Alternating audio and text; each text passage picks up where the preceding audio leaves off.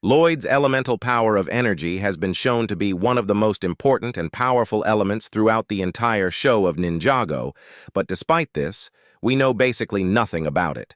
For example, although Lloyd refers to it as energy, the actual name is life, which doesn't really make much sense and doesn't describe any of its functionality, and definitely doesn't line up with the other ninja's elements, e.g. fire, earth, ice. But that isn't what we're covering today. Today I'm going to figure out who the previous elemental master of energy was.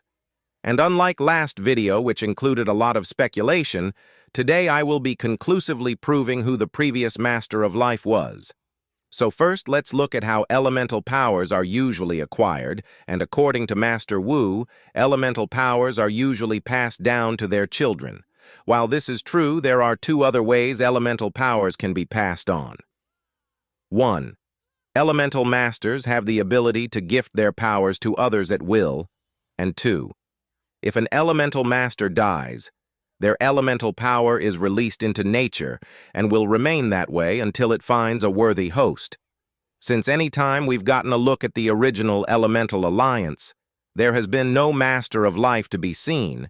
It's safe to assume they either didn't know they had a power, they went out of their way to hide this fact, they were too young to fight, or for some reason they were not allowed to fight.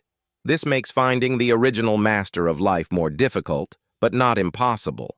If someone willingly passed on their powers to Lloyd, then it would have had to be someone who Lloyd had made a good impression on, or someone who was close to Wu and Garmadon. While Garmadon seemed to only make enemies around the time of Lloyd's birth, I'm going to have to rule that out. Prior to Lloyd's birth offers a few possibilities. In the Spinjitzu brothers' books, we are introduced to an array of characters who Wu and Garmadon befriended, and while none were the warrior type the first Spinjitzu master would have wanted to have one of his elements, there was one in particular that stood out.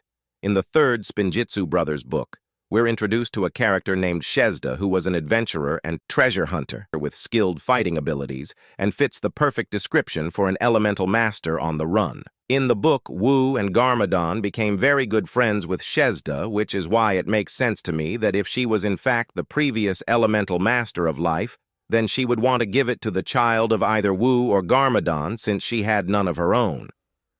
While the answer wasn't perfectly satisfying, it was the one I had settled on, and the one I had chosen to share with you.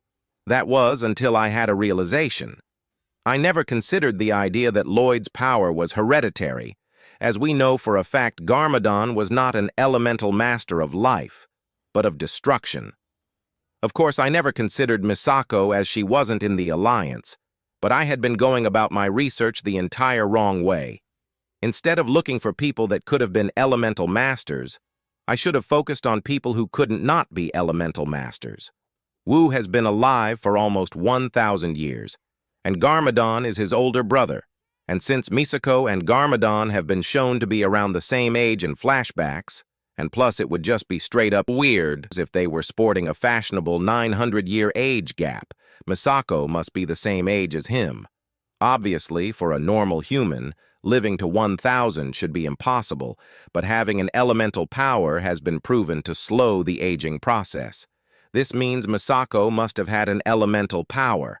This also lines up with her expansive knowledge of the element of life shown in Season 2, and while you could argue that all came from her research, if it did, I'd be very surprised if Wu didn't know about it. But if all this is true, then why didn't she fight in the Serpentine Wars? And since the first Spinjitzu master gave his elemental powers to specific people, why didn't he know about it?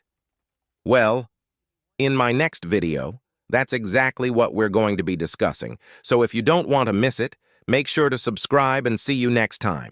Jump up, kick back, whip around and spin.